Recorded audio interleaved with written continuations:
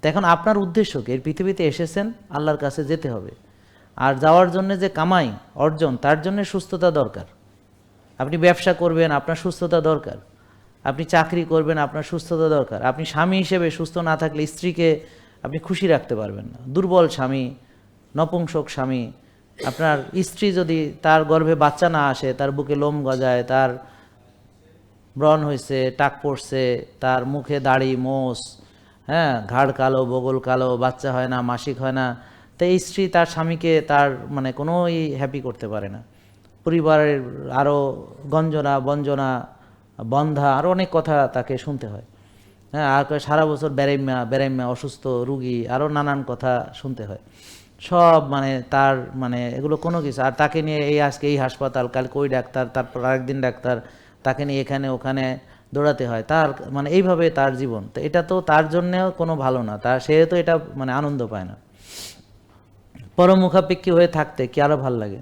Paralysis হয়ে শুয়ে থাকতে কার ভাল লাগে? হ্যাঁ, নিজের চোখ দিয়ে নিজে দেখতে পারে না, সেটা কি ভালো লাগে? হ্যাঁ, তার হাঁটু কেটে ফেলতে হয়েছে, সেটা কি ভালো? আঙ্গুল কেটে ফেলতে হয়েছে, সেটা কি ভালো? তা আমরা আমাদের ভালো কি সত্যি বুঝি?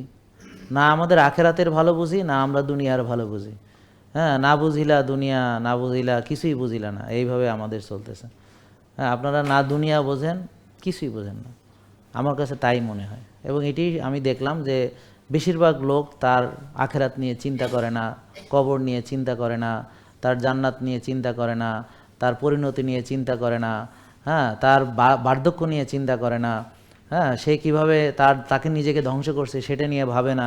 বেশিরভাগ লোকেরই এই সচেতনতাগুলো নেই, এবং এটা আমি গ্যারান্টি দিয়ে বলতে পারি মেজরিটি এই দলে, যে তার যে আল্লাহর সামনে দাঁড়াইতে হবে। দেখেন, এই ভয় থাকলে কেউ প্রতারণা করতো? এই যে আমার ছবি ব্যবহার করে ওই যে বললো ওষুধ বেচে, তাহলে ওদের যদি মনে আল্লাহর ভয় থাকতো এ কাজ জীবনও করতে পারতো না। এখন ওরা তো এই পৃথিবীতে হয়তো শাস্তি পাবে কি পাবে না তা তো বলতে পারবো না, তবে এদের আখেরাত কিন্তু ধ্বংস। মানুষের হক নষ্ট করে কেউ ভালো থাকবে না। এই যে আজকে আপনাদেরকে যারা পঙ্গু করে ফেললো পরামর্শ দিয়ে দিয়ে, তো তারা কি ভালো কাজ করতেছে?